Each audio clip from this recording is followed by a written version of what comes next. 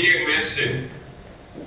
So it's great to finally be able to participate in this forum live through web camera in my new capacity as the Country Minister of Japan.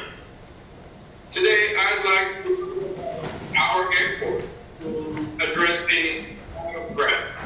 I'd also like to touch on our effort in the application of artificial intelligence.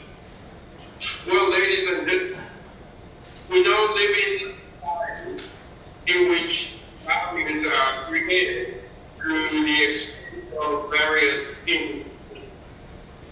This trend will further accelerate as we move into Society 5.0, where cyber and the real world become even more integrated.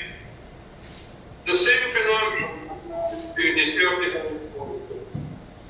The self-defense forces rely heavily on ICT networks that we have made. Let me give an example. In 2017 and 2018, the Ministry of Defense launched an defense satellite called Kirby. They are going to be three satellite constellation, and the last bird will be put open in January in fiscal 2022. Those are the of satellite owned and controlled by the Ministry of Defense, and they support the joint operation by enabling information sharing.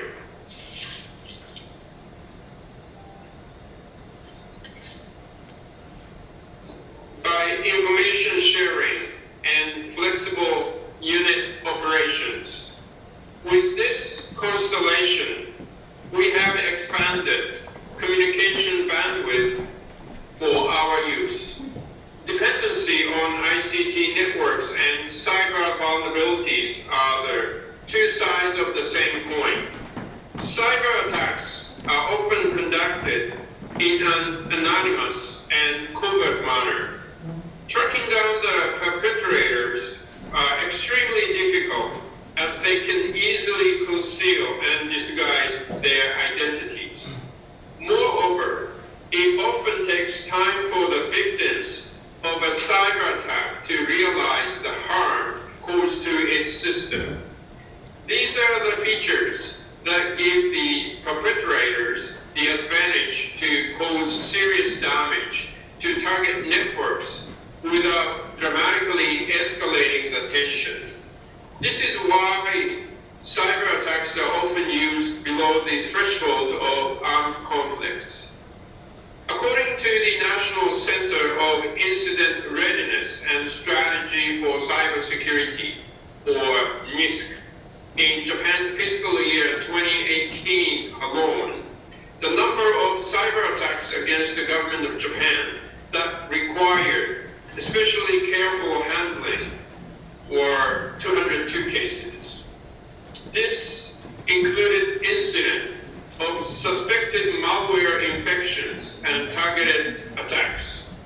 The number of incidents, 202, may seem low, but the fact is that NISC detected many more cyber attacks, or shall we say, suspicious transactions. Yet, with the advancement of cybersecurity measures taken by the government of Japan, the bulk of these attacks were guarded off and regarded as causing no harm to our systems and networks. Cyber warfare has already started, and Japan is no exception to this. Another characteristic of cyber attacks is its asymmetric nature. In cyber warfare, the attacker has the overwhelming advantage over the defender. The defender needs to build a system that is based on the assumption that it will be hacked inevitably. Yet no matter how how cyber resilient the system is, there's only defend against a zero-day attack, which is probably the most serious threat today. Recent cyber attacks have become more and more sophisticated. For instance, cyber attacks enabled by artificial intelligence technology such as deepfake audio, targeting cloud system, and turning IoT devices to attack internet-connected home appliances could be possible. Based on the recognition that we are now facing an unprecedented threat, we need to continue to steadily increase our defense capability in the cyber domain. Accordingly, I'd like to talk about our efforts in strengthening cybersecurity capabilities of the self-defense force. We spare no effort in developing capabilities to monitor our command and communication systems and networks, as well as capability to promptly mitigate and restore damage inflicted to our networks. We've also made efforts in developing the capability to disrupt the opponent's use of the cyberspace in the event of attack against Japan. Within the self-defense forces, we have the Cyber Defense Unit responsible for the protection of our primary ICT network called the Defense Information Infrastructure. In addition to this, each service has a dedicated unit to protect its own network. Together, they monitor and protect our systems and networks 24/7. Cooperation with relevant domestic and international partners are also very important. Tokyo Olympic and Paralympic Games are likely to be prime targets of numerous cyber attacks next year. In order to best prepare for such situations, we have sent skilled members of the self-defense force to the organizing committee since last April. Also, starting this October, we are helping organizing committee with its cyber security measures to better protect its system and network. In order to maintain readiness and resilience in the cyber domain, close collaboration with our ally, the U.S. forces, is crucial. Our bilateral efforts in the area of cybersecurity encompasses a wide range of activities, including information sharing and joint exercises. Just this August, members of the Ground Self-Defense Force and the U.S. Army Cyber School conducted a joint exercise called the Cyber Thunder to jointly hone our cyber warfare capabilities. Strengthening cybersecurity of the defense industry is also very important.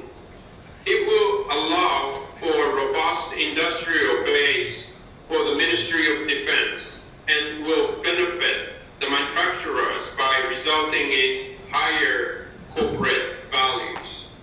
MOD is now moving forward with a plan to increase the security level of defense contractors to the level equivalent to NIST SB 800-171. We are cooperating with the defense industry to help prepare them in implementing a more rigorous cybersecurity requirement in order to attain their competitive edge in the global defense market. Cross-domain operation is key to effectively countering military threats that are both qualitatively and quantitatively superior. The modality of contemporary warfare has dramatically evolved against the backdrop of technological advancement. Modern warfare is fought not only in the traditional domains of land, sea, and air, domains, including aerospace, cyberspace, and the electromagnetic spectrums. As I mentioned in the beginning, the self-defense forces are heavily dependent on ICT networks that run through the cyber domain. Should our systems and networks be eroded, our ability to execute a smooth and effective operation will be seriously challenged. In other words, one can easily predict that in a contingency situation, adversaries would most likely first wage a series of cyber attacks to disrupt our ICT networks and to degrade our force capabilities in the traditional domains. This is why it's crucially important that we strengthen our cyber defense posture and its capabilities so that we can fight effectively in cross-domain operation and defend our homeland. With respect to the Japan-US alliance, which is one of the pillars of our national security, our two governments affirm that a cyber attack could, in certain circumstances, constitute an armed attack for the purpose of Article 5 of Japan and US Security Treaty. This clarified that a joint Japan-US response against a cyber attack is possible and has great significance from the perspective of deterrence. Finally, I'd like to talk about our efforts in the application of artificial intelligence to our defense. AI is poised to transform military functions across the board. Advances in AI have the potential to significantly improve military operation, require rapid decision-making, and complex coordination, and so on. We can expect many opportunities for AI-based cybersecurity applications and platforms. That said, like two sides of the same coin, there are both benefits and risks to AI applications in cybersecurity. Malicious use of AI technology to wage cyber attacks, such as deepfake audio, will be near to impossible to defend against by only humans. It will require the defender to also have AI-enabled cybersecurity system to effectively counter the attack. It's imperative that we stay ahead of the game and to understand the trends of AI by gathering information on both the positive and negative aspects of the AI. At the same time, it's crucial that we study ways to deal with potential negative impacts of AI technology. The Ministry of Defense is currently conducting research and studies on ways to apply AI technologies in countering cyber attacks. By using AI to analyze collected data on cyber attacks, we plan to build a flexible cyber defense posture that will distinguish and automatically classify the types of cyber attack that can be dealt systematically or require human actions. In areas other than cybersecurity, we also plan to study ways to apply AI to a wide range of areas, including intelligence, command and control, and logistics. So far, I have talked a lot about our cybersecurity effort. Yet, these efforts will remain a pie in the sky without the existence of a properly trained workforce. The current number of personnel in Cyber Defense Unit is about 220. We are planning to increase the total number of personnel in cyber-related units to over 1,000 by the end of Japan's fiscal year 2023, which will include those each service cybersecurity unit. This is a big challenge for us, but we remain focused as it is our prioritized goal not only to recruit and train talented people, but also to take measures to retain them.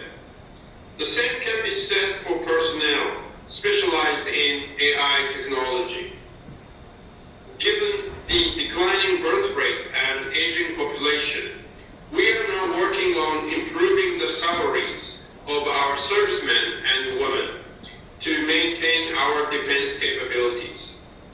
Such efforts to improve the treatment of personnel that will include higher financial rewards are particularly important in the area of cybersecurity. Starting from Japan's fiscal year 2018, the government has rewarded special allowances for those personnel engaged in cybersecurity. This is in consideration of the highly specialized nature of the work. We will continue to make efforts to improve the working environment for the self-defense force more active. As we work to strengthen our cyber defense posture and capabilities, I believe that the challenges we now face are similar in many ways with that of the United States. I'm eager to learn from professionals such as yourselves and to draw upon your expertise in continuing our endeavor to strengthen Japan's cyber defense posture. Once again, I'd like to thank the Boston Global Forum for having me today. Thank you very much.